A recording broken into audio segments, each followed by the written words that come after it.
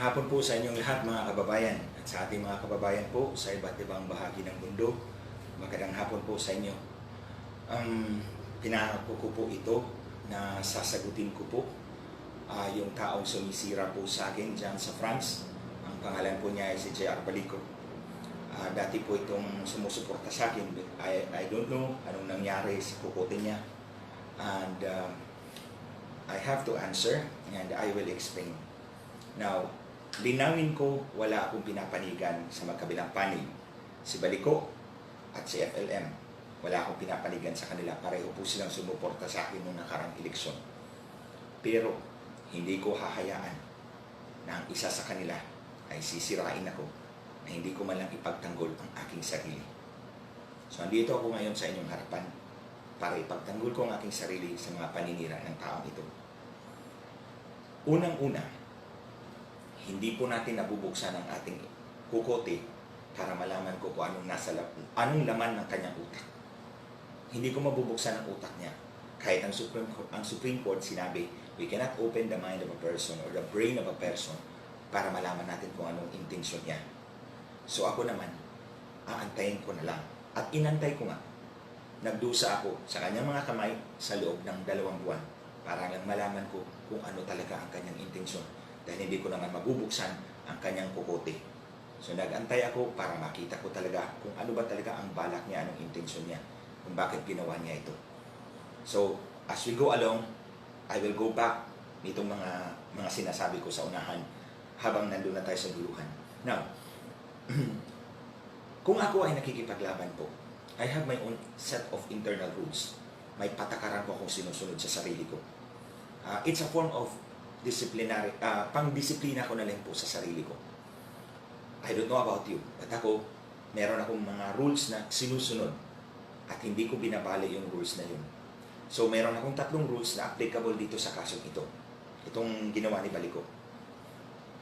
Unang-una, sa panahon ng epidemic, kung sino man ang tutulong sa naghihirap na taong bayan, hindi ko titirahin. Malinaw yan, sinabi ko yan sa kanya. Kung sino man ang tutulong na tao sa taong bayan na naghihirap sa panahon ito, hindi ko titirahin. Si FLM man yan, o si Leni Robredo man yan, o kahit pa po si Carranza. Alam niyo po kung gaano kalalim ang galit ko kay Carranza. Pero kung nakikita ko po si Carranza na namimigay ng bigas, hindi niyo ako maririnig na titirahin po si Carranza. Pero hindi po ibig sabihin, Carranza na mamigay ka ng bigas bukas. Kasi tapos na po ang Enhanced Community Quarantine. Ito lang po ang iniintay ko. Bakit ba ECQ? Kasi sa panahon ng ECQ, wala pong trabaho ang taong bayan. Wala po silang kita. Wala po silang perang pambili ng pagkain. Doon sila nangangailangan ng tulong ng kahit sino mang pwedeng tumulong sa kanila. Ako tumulong po ako pero hindi ko po kaya. At hindi ko ibabandilyo sa mundo kung sinong tinutulungan ko. Kaya nga po, sinabi ko, kung si Carranza man ay namimigay ng bigas, hindi niyo ako maririnig na titirahin siya. Dahil ang tinutulungan niya ay ang taong bayan na naghihirap sa panahon ng paghihirap. Hindi ko rin po titirahin, kaya nga po hindi po ako sumagot. Kasi sa sagot kong ito, matatamaan din sila ni Robredo. Inamigay din po siya ng tulong. So kaya nag-antay po ako ng 2 buwan. Hindi na po ngayon ECQ. Modified community quarantine na po tayo. So relax na po yung quarantine rules. The people are out. May trabaho na po sila, may kita na po sila. So hindi na po matindi ang pangangailangan nila na tulong. So pwede na po akong magsalita. So kaya nga po, andito po ako sa inyong harapan ngayon. Now, ang pangalawa pong rules ko, pangalawa na rules sa sarili ko, hindi dapat isama ang pamilya. Kung may titirahin kang tao, hindi mo dapat isama ang pamilya. Tingnan niyo po ako. Ang tindi ng galit ko sa 20 pulis na pumatay kay Richard Santillan. Ang tindi ng galit ko kay Pitalio, kay Carranza, kay Garduque, kay Tuso, at sino-sino pa mga pilato dyan sa Philippine National Police na kasangkot dito. Pero minsan, hindi nyo ako narinig na tinira ko ang pamilya. Bakit? Dahil walang kinalaman ng pamilya doon. Later, you will see kung bakit hindi ko pwedeng kampihan si Balico. Hindi kasama ang pamilya. Sa totoo lang po, may isa dyan. Sa 20 pulis na yan, may isa dyan tita po niya, humingi ng tulong sa akin. Tinulungan ko pa. Binigyan ko pa ng pera. Saan ka makakita? Kalaban ko, ang pamangkin niya. Humingi siya ng tulong sa akin, binigyan ko pa. Dahil hindi kasama ang pamilya. No matter gaano katindi ang galit ko sa tao, hindi ko isasama ang pamilya. They're out of the picture. Wala silang kinalaman dyan. In the same way dito, hindi dapat isama ang pamilya. Pangatlo, igalang mo ang babae. Nakita ko kung paano mo ginalang o trinatar si Lisa. Balik ko. That's a no-no for me. As if hindi ka rin lumabas sa nanay mo. Ang babae ay dapat igagalang at hindi bubisitin at pagmumurahan sa harap ng maraming tao. Those are the 3 rules. Ito yung 3 batas ng sarili ko, pang-disiplina ko sa sarili ko that I apply. At dito is applicable. Marami pa po akong rules, pero hindi yun applicable. Dito lang po. Applicable yun. That's my means of disciplining myself. Kaya po, 2 buwan bago ko po sinagot ang mga paratang ng taong ito sa akin. 2 buwan. Nagtiis po ako. Unang-una, ilalatag ko naman sa inyo kung bakit 2 buwan. Natapos na tayo sa 3 rules ko na ina-apply ko dito sa kasong ito. Dito naman tayo sa 3 rason kung bakit 2 buwan nagtiis ako. Unang-una, ang kaso ni Richard Santillan. Tingnan po ninyo ito, mga kababayan. Ito po ang final ng Department of Justice. Ganito po kakapal. 1,600 pages. Ito po ang final ng kalaban namin. Ayan. Ewan ko ilang pages iyan. Ito rin po ang final namin. Ayan. Ganyan kakapal ang kaso ni Richard Santillan. Ito pa lang po. So paano po yan babasahin ng husgado? Sino magbabasa sa ganitong kakapal ng filing sa korte? Sinong prosecutor ang magbabasa niyan? So kaya nga po binuhos ko po ang lahat ng panahon ko para po itong ganito kadami na i-reduce ko po ganito na lang. Yan na lang. So tingnan po ninyo gaano kakapal yan. At tingnan nyo to ang summary. Kunti na lang. Short pa to, long ito. Short ito. Diyan ko binuhos ang aking panahon. Siguro 5,000-6,000 pahina ito. Ito, 645. Pero hindi po madali yan. Lahat ng ebidensya hahanapin ko. Isa-isa. Dahil nga, ang husgado hindi magbabasa ng ganito kakapal. Ang prosecutor hindi rin magbabasa ng ganito kakapal. Sino ba? Kahit ito, mga kababayan, summary na po ito. Mahirapan ka pang magbasa sa 645 pages. Kaya nga po, ang ginawa ko, yung 645 pages, ginawa ko pang 3 pages na lang. Ito yon, drawing. Basahin mo lang kung anong ibig sabihin nito. May 2 pages ito sa likod. 3 pahina lang. Alam mo na yung buong kaso ni Richard Santillan. Doon ko binuhos ang aking panahon. Hindi ako makisawsaw sa mga gulong wala akong alam. First and foremost. Hindi ako makisawsaw sa mga gulong wala akong alam. At hindi ko alam kung anong motibo niya. Kaya nga po, nag-antay po ako. So, that's the first one. Itong pangalawa, ito yung sinasabi ko mga disiplina ko sa sarili ko. Ito yung mga internal rules ko sa sarili ko. Sinusunod ko to para disiplina ng sarili ko. Pero hindi ko po pwedeng ipwersa po sa inyo. Kung maniwala kayo, okay lang po. Kung hindi naman, wala pa akong magawa. Pero, Mr. Baliko, hindi mo pwede akong balikuin para sundin ang gusto mo. Huwag mo akong balikuin at takot-takutin na sumunod sa gusto mo. Dahil hindi mo alam kung anong legal consequences ng ginawa mo. Makinig ka hanggang matapos to. Pangatlo, mga kababayan, yung kaso ni Leni Robredo at ni Bongbong Marcos, ni BBM. Protesta ni BBM at ni Leni Robredo. Sinabi ko na po, ang mga taong tumutulong sa naghihirap na taong bayan sa panahong ito, hindi ko titirahin. Ang problema nga po, karamihan po sa mga sumusuporta kay BBM, hindi naman karamihan, ewan ko lang, maiingay lang siguro ito, tinitira ko. Hindi niyo ba po natandaan? Sino po bang humarap sa Senado para ibulgar ang pandaraya ng kampo ni Lenny Robredo noong 2016? Sino po bang nagbuwis ng buhay? Sino po bang nagbayad ng buhay? Si Richard Santillan. Sino si Richard Santillan? Kinakapatid ko. Tsaka siya ang tinira ng Smartmatic at Comelec para tagutin ako. Nagbayad kami ng napakamahal na preso sa pagdepensa namin sa boto ninyo, sa boto nating lahat, at sa totoong nanalo ng halalang iyon. Tapos titirahin ninyo ako.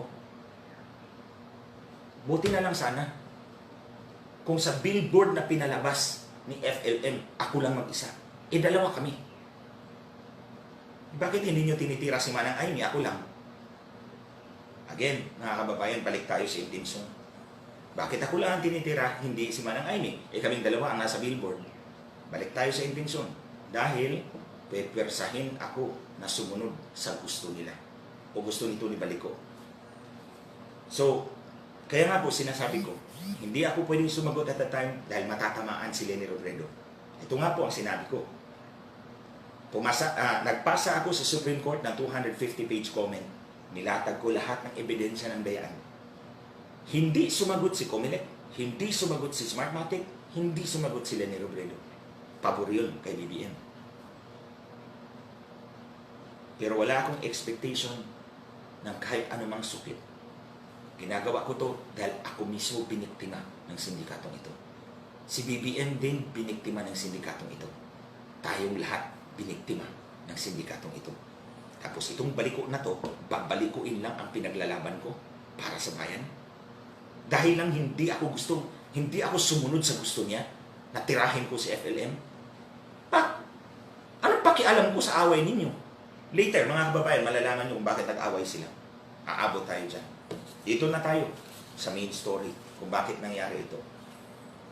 Nung galing ako ng Europa, siya ang host ko sa France. Akala ko totoong tao. Pagdating ko rito, 1 linggo lang siguro yun eh. Nagsimula na si FLM dyan namigay. Ewan ko kung totoong namigay. Sabi nila namigay. Okay. Assuming namigay kasi nakita ko naman nagbigay ng 30,000 na sun eyeglasses doon sa Isabela. Totoo, nakita ko. Patunay ako dyan. Aabot tayo dyan. Tinanong ako ni Baliko tungkol kay FLN. Ang sagot ko sa kanya, hindi ko titirahin ang taong namimigay ng tulong sa mga taong naghihirap ngayon. I stand by my decision. Hindi ko titirahin ang taong tutulong sa sino mang naghihirap na Pilipino ngayon. Wala akong utang na loob kahit kanino. Ang tinitingnan ko lang ang kapakanan ng bawat Pilipino. Hindi ko kayang tumulong sa lahat ng Pilipino. Kaya kung sino man ang tutulong dyan, susuportahan ko. So, kaya po hindi niyo ako narinig na nag-post tungkol kay Lenny Robredo. Kasi kahit si Presidente, sinabi ni Presidente, di ba kung natandaan ninyo, tinanggal niya si Manny Luna. Kaibigan ko po yun. Tinanggal niya kasi si Manny Luna, pinaimbestiga si Lenny dahil nakipagkompetensya daw sa gobyerno. Mali po doon si Manny. Kaibigan ko po si Manny, pero mali po siya. Ang tao, nangangailangan ng tulong. At tama po si Pangulong Duterte. Kailangan suportahan natin ang isa't isa sa panahon ng pangangailangan. Matinding pangangailangan ng ating bansa. So, tinapat ko po si Baliko. Hindi ko titirahin ang taong tutulong sa taong bayan. Sabi ko, kung gusto mo, in another time. In another time. Oh. 2 araw lumipas. Ito na, lumabas na yung meme. May meme lumabas. Ako at si FLM. Tapos, tinanong ko yung staff ko, saan galing? Tik-tik. Tik-tik page. Galing sa tik-tik. Oo. Siya din ang nagsabi. Parang private message siya na pinadala niya sa amin. Galing sa tik-tik ito. Baka nakalimutan mo. Ikaw ang nagsabi na sa'yo ang tik-tik. Mamaya, sabihin ko. Nakalimutan mo talaga ito, Baliko. Ikaw ang nagsabi, ikaw may-ari ng tik-tik page. Okay, sige. So, nung nakita ko yung picture mo, ikaw ang gumawa kasi galing sa tik-tik page mo. Nung nakita ko, natawa na lang ako. Sabi ko, ito talaga, pinaglalaruan pa ako. Pipresyo rin ako. 3 days later, meron ka na naman pinadala. Ito na naman. Meme na naman. Tira na naman sa akin. Galing pa rin sa tik-tik. Kung natandaan mo, sinagot kita. You will always remain a friend. Yun ang sagot ko sa'yo. You will always remain a friend. I don't know kung ginamit mo yung kokote mo, Baliko. Ang ibig kong sabihin, alam ko na tinitira mo ako. Pero at this time, kaibigan pa rin kita. Yun ang ibig sabihin ng mensahe ko sa iyo. Tinitira mo na ako ng pailalim, pero kaibigan pa rin ang turing ko sa iyo. Pangatlo, pang-apat, pang-lima, dumating kung ano-ano na lang mga pictures. Sasagutin ko yung mga pictures pagkatapos nito. Dumating yung mga pictures. Nakita ko walang pag-asa. Pipresyurin mo ako ng gusto. Alam mo mga kababayan, balik muna tayo sandali sa intensyon. Hindi mo mabubuksan ang isip ng tao, ang utak ng tao para malaman mong intensyon. Pero makikita mo yan sa gawi ng tao. So hinayaan ko lang. Maraming tumawag po dito sa amin at nagtatanong tungkol dito sa mga posts na ito. Ang sabi ko, hayaan lang po ninyo ako nasagutin ko kayo sa tamang panahon. Ito yun, ang tamang panahon. The first day ng tamang panahon. Pero, sa lahat ng mga tawag na yan, ang pangalan ni Baliko ang palaging lumalabas. So, alam ko, tinitira niya ako. Pailalim. Kaya noong May 16, nag-post ako, di ba? Sabi ko, sasagutin ko yung naninirang tao sa akin. On May 29, nag-video ako rito. At sinabi ko, hindi pa ito yung sagot ko dyan sa tumatahol sa France. The next day, may tumawag sa akin. Kaibigan namin actually. Kaibigan namin. Ginagalang ko po siya. Ginagalang ko po talaga siya. Nag-usap kami tungkol dito. At sabi ko, ito na lang po ang konsesyon ko. Ay hayaan ninyo akong sumagot kasi siniraan ako. Kailangan kong sagutin. Pero hindi ko papangalanan. Yun ang konsesyon ko. Sige po ma'am. Hayaan niyo ako sumagot? Walang pangalan. Basta sasagot ako dahil binitiwan ko ang aking mga salita sa harap ng publiko na sasagutin ko. Okay na. The next day, lumabas yung picture. Ako at yung isang lalaki at may maraming armas sa baba. Nakita po ninyo yun. Ako at isang lalaki at may maraming armas sa baba. Hindi inisip ng Baliko na to na 14 na buhay ang tinarantado mo rito. 14 na buhay ang inalagay mo sa peligro. I-explain ko po yan sa inyo mga kababayan. Kaya pumutok na talaga ang galit ko dyan. Maraming tumawag sa akin, maraming nag-message sa akin tungkol dito. Tila ba pinipigilan ako? Meron pang isa dyan. Nagbabanta.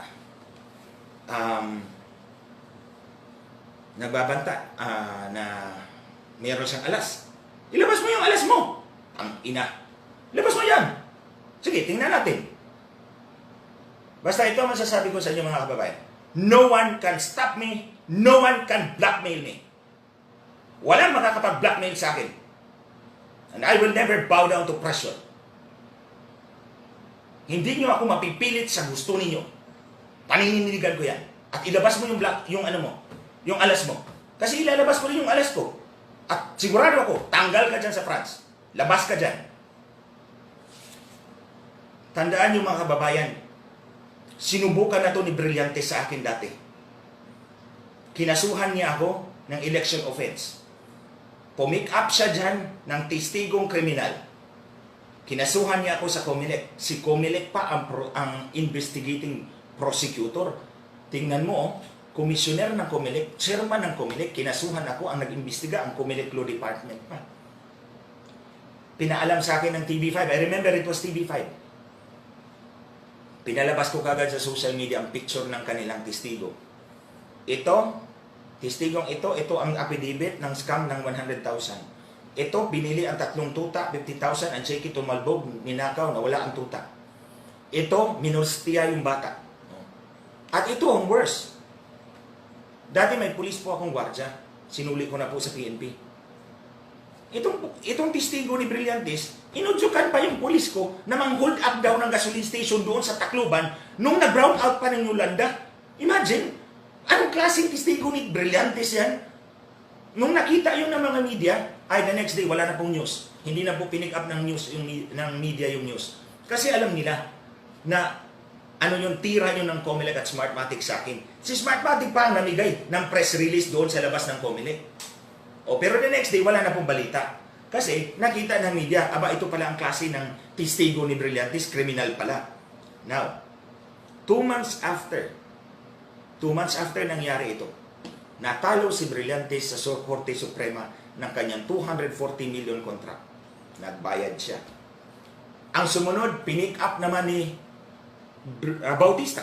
Yung may tagong yaman na 1 bilyon. Pinick up ni Bautista ang kaso. Ilang buwan lang, natanggal sa pwesto. Sino pang may atraso sa akin? Si Albayalde. O ayun, natanggal din sa pwesto. Si Carranza. Ito ang birthday wish ni Carranza. Ayaw niyang umalis sa Region 4A. Siguro maraming pera talaga dyan. Ayaw niyang umalis. Hanggang doon na lang daw siya mag-retire. Nangyari yung kay Richard. Pagkatanggal ni Albayalde, natanggal din si Carranza. Goodbye. Wala na siyang happiness. So, ang sa akin, huwag niyo akong takot-takutin, Baliko. Huwag mo akong takot-takutin. Ilabas mo kung anong ilalabas mo. Sasagutin kita. I will deal with you properly at the right time. Now ngayon mga kababayan, here we are today. Andito tayo.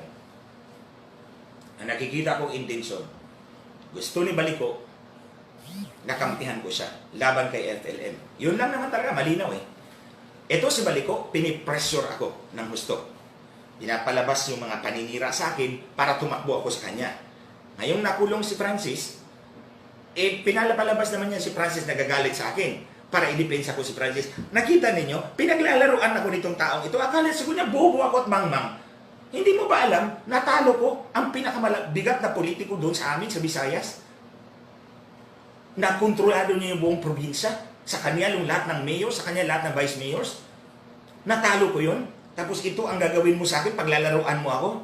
Anong tingin mo sa akin? Hindi naman siguro ako drug addict. So ito tayo ng mga kababayan.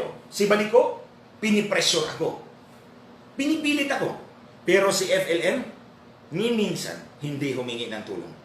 Totoo, hindi ko itatanggi sa inyo yan. Tumulong si FLM sa akin at kay Manang Aimee. Kaming dalawa. Sabi niya, itong mga malalaking billboards po yun. Ganito, buo. Region 1, Region 2, Region 3. Kayong dalawa ni Manang Aimee. Siyempre ako, sakay lang ako libre. E di siyempre, okay ako. Alangan naman, beggars are no choosers. So ayun, ginawa. Si Manang Aimee, tsaka ako. At nagpasalamat ako sa kanya. Tinulungan niya ako. Pero, kinulekta ba niya? Siningil ba niya ang tulong niya? Hanggang ngayon, nandun siya sa loob ng NBI Detention Center. Hindi siya humingi ng tulong sa akin. Ikumpara mo kay Baliko. Anong ginawa ni Baliko? Siniraan ako ng siniraan para tumakbo ako sa kanya at magmamakaawa. Sa tingin mo, magmamakaawa ako sa iyo? Hindi ako luluhod sa iyo, Baliko. Luluhod lang ako sa aking Diyos. I make that clear to you. Ni minsan, hindi mo ba naisip? Hindi kita tinawagan. Matapos yung pangatlong meme na pinakita mo sa akin, galing sa TikTok na page mo, hindi na kita tinawagan at hindi na kita kinausap to let you know na alam ko. Hindi ako tanga, Baliko. Hindi ako tanga. So ngayon, mga kababayan, nakikita ko yung intensyon sa dalawang magkabilang panig. Wala akong pinapanigan sa kanila. Pinapaalam ko lang sa inyo ang ginagawa ni Baliko dahil hindi maganda. Sobra na yung mga armas na pinakita mo. 14 na buhay ang inilagay mo sa peligro sa alanganin. I'll explain it sa inyo, mga kababayan. So, dati kasi, nung ako'y congressman, alam mo naman sa baba, mga leaders ko nag-aaway din. Nag-aaway, faction-faction yan. Nung ako'y congressman, pinapakinggan ko yung isang panig, pinapakinggan ko yung kabila, pero pinapalusot ko lang sa akin bilang tenga. Hindi ko inaksyonan. Hindi ko inaaksyonan yan. Inaantay ko lang na lalabas ang tunay na kolor, lalabas ang tunay na dahilan o intensyon ng magkabilang panig. Exactly kung anong ginawa ko na yun, yun ang ginagawa ko dati nung ako'y congressman. Pag nag-aaway yung mga leaders ko, pinapakinggan ko pero pinapalusot ko lang sa kabilang tenga. Hinahayaan ko that the problem will solve itself. Lalabas at lalabas yan ang tunay na kulay at ang tunay na intensyon ng tao. At ito nga, lumabas ang tunay na kulay ni Baliko. So, balik tayo sa sinabi ko kanina, inantay ko. Nagtiis ako ng 2 buwan sa mga paninira, mga atake ni Baliko. Tiniis ko yun. Para lang malaman ko ang intensyon. Now, ito ngayon mga kababayan, pinapakita nila na magkaibigan kami ni Francis, na may connection kami. Pero si Baliko, hindi po niya sinabi sa inyo na magkasama rin po sila noong 2016. nung kampanya ni BBM. Magkasama yan sila. Nag-away nga yan kasi blinak yata ni FLM si Baliko doon sa kanilang chat group. Yun ang pagkakaalam ko. Blinak siya, nag-away na sila ng gusto. Ngayon, ang pinaglalaban ko para sa buong bansa, idadamay mo ako dahil na-block ka sa Facebook. Grabe ka naman. Ewan ko kung saan galing lupalop ang isip mo. Imagine, nag-away lang sila siguro. I don't know kung ano pang rason, ha? Hindi ko alam kung ano pang rason. Basta one of the things I know, blinak yan siya sa Facebook, nagalit siya, ayun. Ayan, nagwawala. At sa pagwawala niya, dinamay ako. Dinamay pa si Yusek Densing. Dinamay pa yung, may isa pang senador. At yung isa pang malapit kay Presidente. No? Malapit na tao na yun kay Presidente, pamilya na yun ni Presidente. Itong isa, pinagkakatiwalaan ni Presidente. Itong isa, kay Presidente rin. Tinira pa. Akala mo siguro kung sino ka. Ano ka ba dyan sa France? Pinapalabas mo yung mga conversation. Hindi mo ba alam these are protected? Private conversations yan, pinapalabas mo. Ewan ko kung saan mo pinick up yun. O ganino galing yun. Nakita ko yung mga paratang mo doon. Wala kang ebidensya. Pinick up mo lang sa iba. At pinalabas mo. That's hearsay evidence. O ito, balik tayo doon sa TikTok. Sinong TikTok? Sino may-ari ng TikTok? Ikaw. Natandaan mo, February 28? I don't know kung nasa matinong pag-iisip ka at the time. February 28, dumating ako dyan sa France February 27. Sinundo mo ako sa airport. Gabi na, nag-dinner tayo. That time, di pa kita masyadong kilala. Ngayon kilala na kita balik ko. So nag-dinner tayo. The next morning, late tayo dumating kay Ambassador. Nag-courtesy call tayo kay Ambassador. Tapos pumunta tayo sa Eiffel Tower. Hindi ka umakyat, kami lang ni Mike umakyat. Pagbaba, nagkape. Gabi na, pumunta tayo sa bahay ng pulis na kaibigan mo sa France. Along the street, sinabi mo, may pambanat ka.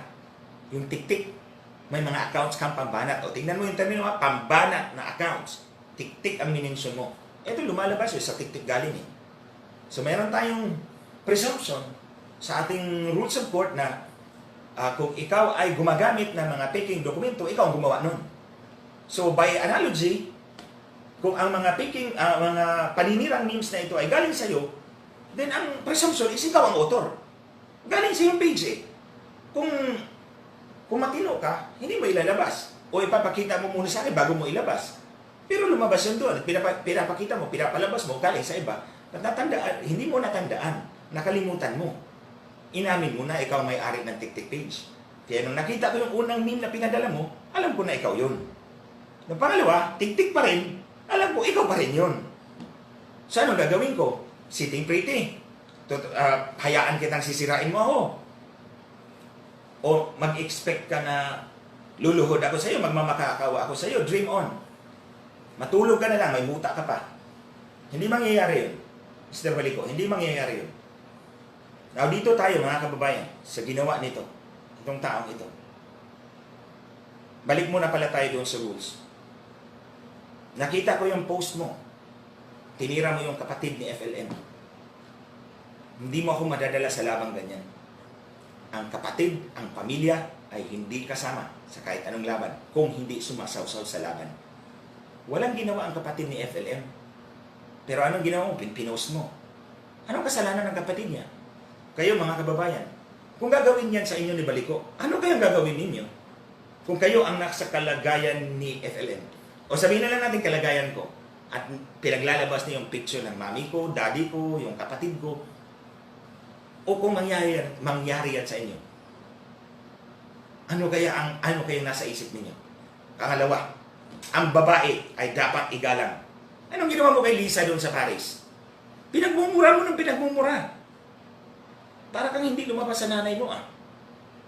Kung ito ang klaseng gawi na ipapakita mo sa akin, titirahin mo yung pamilya na walang kinalaman, wala kang galang sa babae, pinagmumura mo, ay bakit ako kakampi sa'yo? Hindi talaga ako kakampi sa'yo. Because the way you do your fight, yung laban mo, is scandalous to me. Hindi ka tanggap-tanggap. Hindi ka tanggap sa akin yan, yung style na yan. Ako lumalaban ako, pero hindi ganyan. Sa sinabi ko ng mga kababayan, I follow my own internal rules. Sarili ko yun. Disiplina ko yun. I will not bend it for Mr. Baliko. Kahit baliko siya. I will not bend it for him. Dito tayo sa picture, mga kababayan. Ito talagang sobrang nakapagpagalit sa akin. Inilabas niya yung picture ng isang lalaki at ako. Sa baba nun, pictures ng mga baril. Sandali lang. Alam niyo naman po, mga kababayan, ang kalaban ko po ay mga tiwaling pulis ng ating pambansang kapulisan. Alam na alam po ninyo yan. Alam niyo po, ang kinatatakutan ko po kasi, itong klaseng ganitong paninira ay pwedeng gamitin ng aking mga kalaban at gagawan kami ng information report, intelligence report. Mga kababayan, ito po ang intelligence report na ginamit ng mga pulis. 2 pahina lang po yan. Ayan o, intelligence report version 1. Intelligence report version 2. 2 pahina lang ang kumitil sa buhay ni Richard Santillan. Kahit sino sa atin ay pwedeng gawan ng information report na ito ng mga pulis. Kung hindi niya nagustuhan ang pagtitig mo sa kanyang asawa, pwede kang gawan ng ganito at papatayin ka. Kung natalo siya sa tong-its dyan, pwede kang gawan ng ganito at papatayin ka. Wala kang kalaban-laban dahil may information report ka. Ito ang pinaglalaban ko ngayon na hindi na mangyari ito sa ordinaryong Pilipino. Kaya pinaglalaban ko si Richard Santillan dahil 2 pahina lang kinitil na nila ang buhay ni Richard. Hindi na pwedeng mangyari yun sa ordinaryong Pilipino kung lalaban tayong lahat. Kaya itong baliko na ito, ang concern ko, yung pictures na iyon, gagamitin nyo ng kalaban ko, gagawan kami ng intelligence report at puntahan kami rito at magkabarilan, magkapatayan. Paano yung 14 na tao rito? Paano yung 20 years old ko dyan na volunteer, yung 22, yung 24? Anong ihaharap ko sa nanay niyan kung masawi yan? Dahil lang sa ginawa nitong baliko na ito. Kayo mga kababayan, kung kayo nasa kalagayan ko, sige, kayo kung nasa kalagayan ko, gawan kayo ng picture na ganyan. Tapos may mga kalaban kayong pulis. Mga pulis na tiwali. Linawin ko. Kasi marami pa naman ng mga pulis na mapagkatiwalaan talaga. Mga tiwali. Tulad ng kalaban ko. Gagawan ka ng intelligence report. Isang version 1, version 2. Isang intelligence report lang ang ginawa nila kay Richard Santillan. At pinintil nila ang buhay. Kung gagawan tayo ng ganyan, mga kababayan. Kung gagawin kami ng ganyan. At lulusubin kami rito. Dahil may intelligence report. Ang picture, galing kay Baliko. But what does the picture prove? Mga kababayan, ano bang ipatunay doon? Wala. Kasi hindi naman ang picture at ako at ang baril ay magkasama. Ibang picture ako at ang lalaki. Ang mga baril ay mga baril lang, walang tao. O may mga tao man, yung lalaki, hindi ako. It is not proof. Kahit saan tayong korte pupunta at ipapatunay mo yan, itong patunay, si Glenjo may baril. Paano mo papatunayan? Wala ako doon sa baril. Nandun ako sa isang lalaki at hindi ko hinawakan ng baril. Hindi tatanggapin niya ng korte. Pero, in the minds of the public, you can already convict me. And that is unfair. Kaya nga po, pinakuha ko lahat ng pictures na yon. Yung mga pictures ng mga baril at pera at ang lahat ng mga nag-comment doon. Alam niyo bakit? Kasi ipapakita ko yan sa French ministry. Bala kong sulatan ang French government. Ipapakita ko, ilalatag ko, ito ako, sino ako. Sinong kalaban ko. Police criminality ang topic dito, mga kababayan. Nandoon sila Karansa, sila o sino-sino pa doon ng mga pulis, at yung Smartmatic at Comelec. Kasi ito naman talagang utak.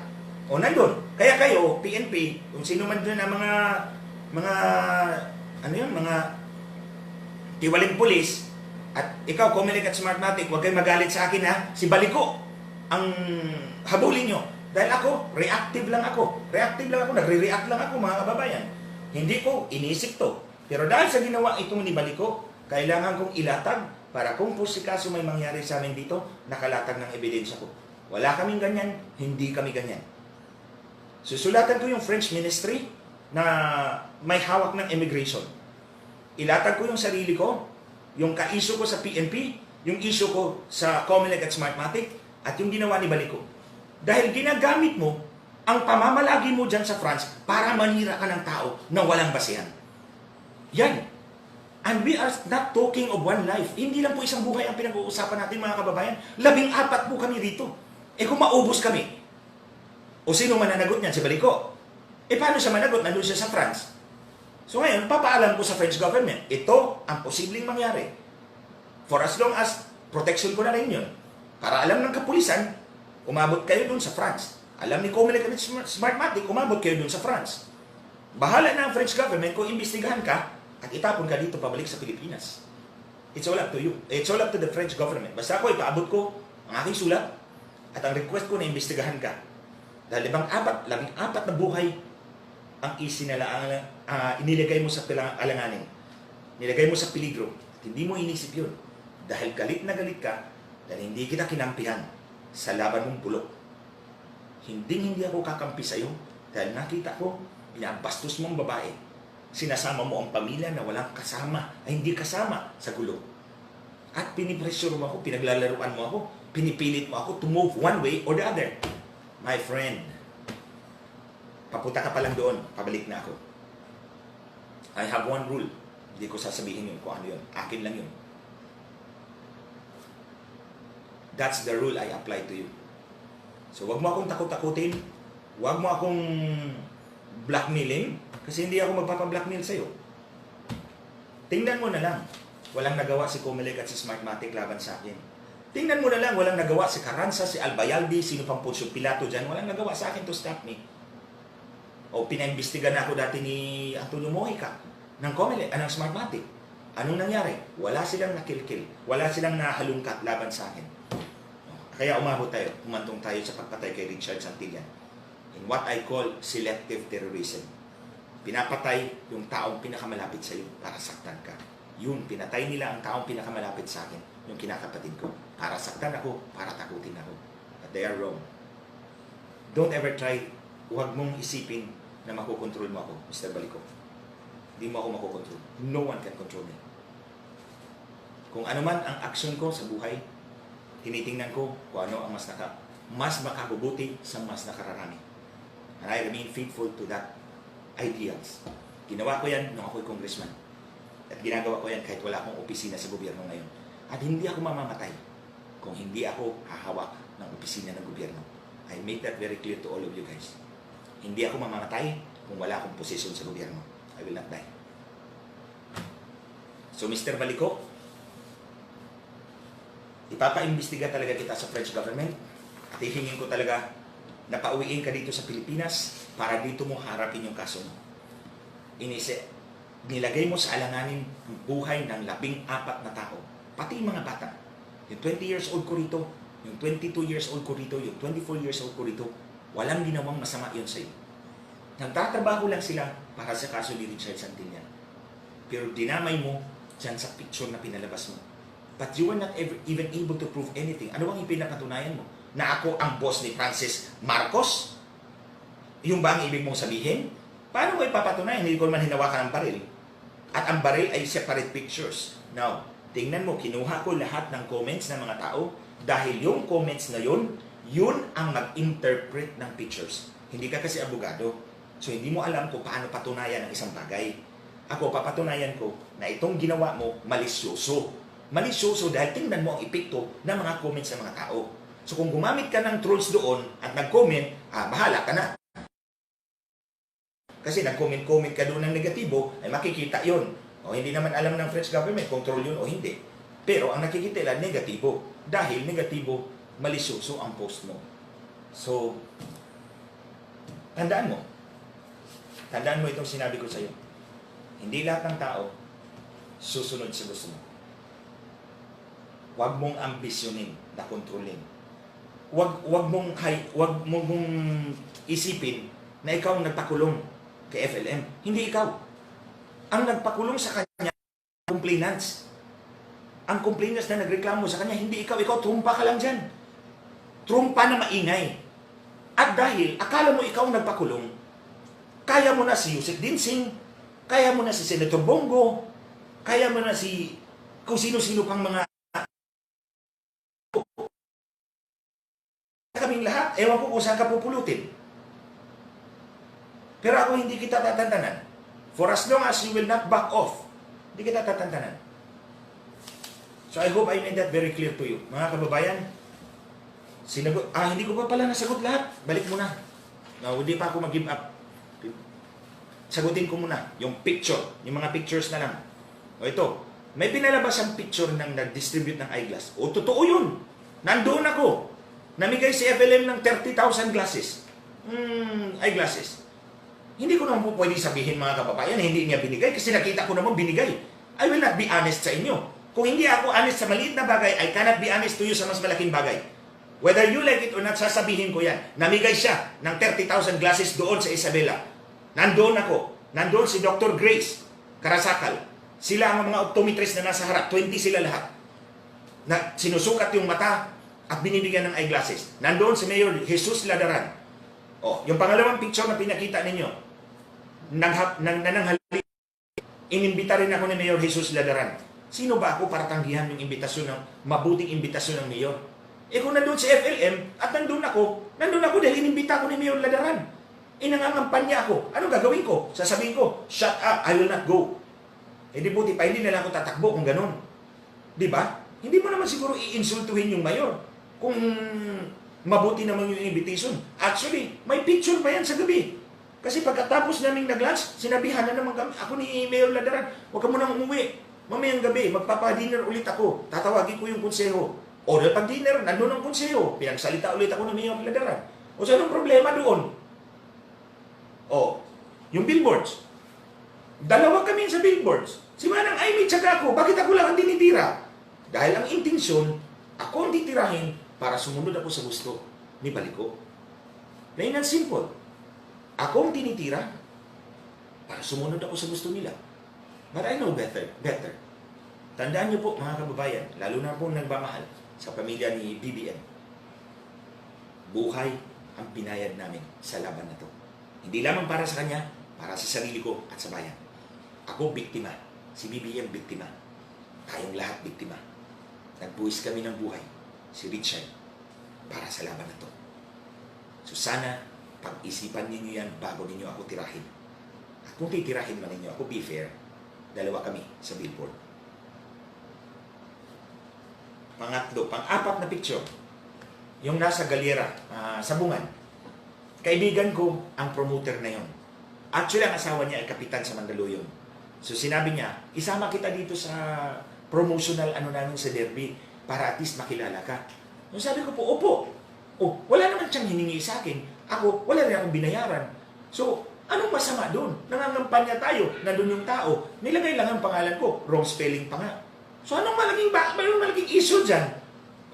Bakit ba ang derby ay illegal? Kung illegal, di nakasama sila. Hindi illegal. Legal ang derby. So, anong problema dyan? Titirahin lang ako sa mga taong gustong sumira dahil hindi ako sumunod sa gusto nila.